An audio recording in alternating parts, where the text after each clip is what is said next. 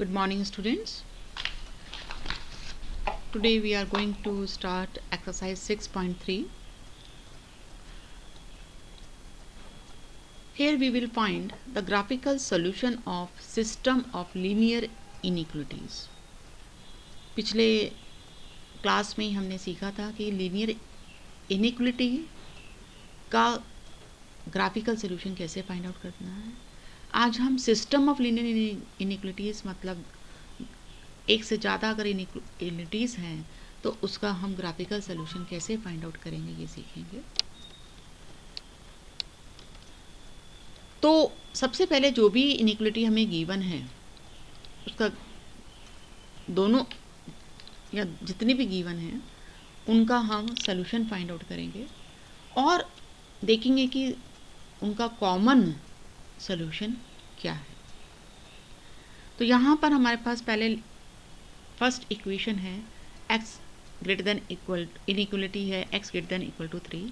तो इसे इक्वेशन बना के इसका ग्राफ ड्रॉ करेंगे. तो x इक्वल टू 3, तो x इक्वल टू 3 एक लाइन आ जाती है जो हमारी y एक्सिस के पैरेलल होगी. अब क्योंकि ये स्लैक इनइक्वलिटी थी तो इसलिए हमने इसे डार्क लाइन ड्रॉ करी है. अब हमें इसका सॉल्यूशन फाइंड आउट करना है. तो यहाँ पर क्योंकि लाइन ओरिजिन से पास नहीं कर रही है तो आप 0 0 रख के देखेंगे तो 0 ग्रेटर देन 3 सेटिस्फाई नहीं कर रहा है हमारी लाइन को.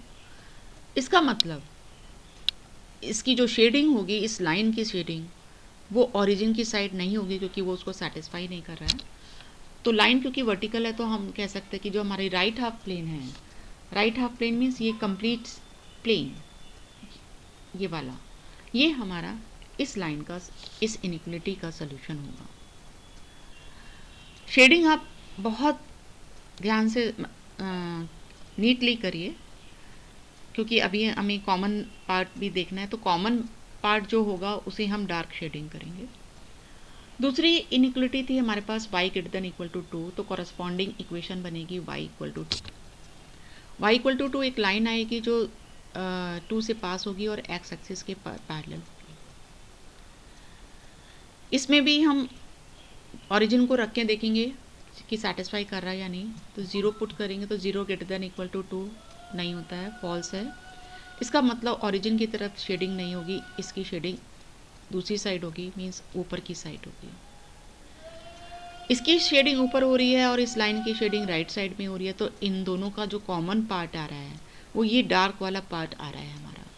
इसका मतलब this is the solution of this system of inequalities. इस जो फाइनल आपका कॉमन पार्ट आएगा उसको आप डार्कली शेड करेंगे, बाकी आप लाइट शेड करिए जिससे कि वो क्लियरली पता चले. और दूसरी बात, जब भी आप लाइन ड्रॉ करें तो उसके ऊपर कॉरस्पॉन्डिंग इक्वेशन जरूर लिखेंगे. एक्सेस जरूर मार्क करेंगे और लाइन के ऊपर इक्वेशन जरूर लिखेंगे. Second one is 2x plus y greater than equal to 6 and 3x plus 4y less than equal to 12. यहाँ पर कॉरस्पॉन्डिंग इक्वेशन बन जाएगी 2x plus y equal to 6. अब 2 पॉइंट्स फाइंड आउट करने हैं तो एक बार आप x को 0 रखिए तो y 6 आ जाएगा और y को 0 रखेंगे तो x 3 आ गया. तो हमें पॉइंट मिल गए 0 6 एंड 3 0. दूसरी इक्वेशन तो इस लाइन को ड्रॉ करेंगे तो 0 6 is this point and 3 0 is this point. तो ये वाली लाइन आएगी हमारे पास. इसके ऊपर हमने लाइन की इक्वेशन लिख दी है. अब इसकी शेडिंग देखनी है. यहाँ देखिए आप, अगर क्योंकि ये लाइन ओरिजिन से पास नहीं हो रही है तो हम ओरिजिन को सब्स्टिट्यूट कर सकते हैं.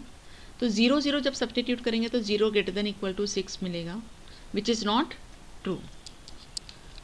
तो इसका मतलब ओरिजिन की तरफ शेडिंग नहीं होगी, इसकी शेडिंग अपोजिट साइड होगी, इसलिए हमने इसकी शेडिंग राइट साइड में करी है. ये शेडिंग होगी इस लाइन की. अब सेकंड जो इक्वेशन थी हमारे पास 3x plus 4y equal to 12 बनेगी सेकेंड इक्वेशन. इसके भी पॉइंट्स फाइंड आउट करेंगे। एक बार आपने x 0 रखा तो y 3 आ जाएगा, और y को 0 रखेंगे तो यहाँ से x 4 आ जाएगा। तो यहाँ पुट करते हुए ध्यान रखना है कि x 4 आया और y आपने 0 रखा है। तो पॉइंट्स हमें मिले 0 3 और 4 0। इनको सब्स्टिट्यूट करेंगे, ड्रॉ करेंगे।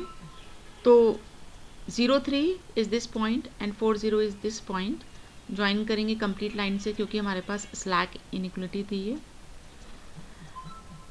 क्योंकि इनइक्वलिटी थी हमारे पास यहाँ पर 3x + 4y <= 12। तो जब आप इसमें 0 0 पुट करेंगे तो 0 इज़ <= 12 सेटिस्फाई कर रहा है। इसका मतलब इसकी शेडिंग ओरिजिन की साइड होगी। That's why we have done its shading to find the solution of this inequality towards the origin side. तो इसकी शेडिंग नीचे आ रही है, इसकी शेडिंग ऊपर आ रही है।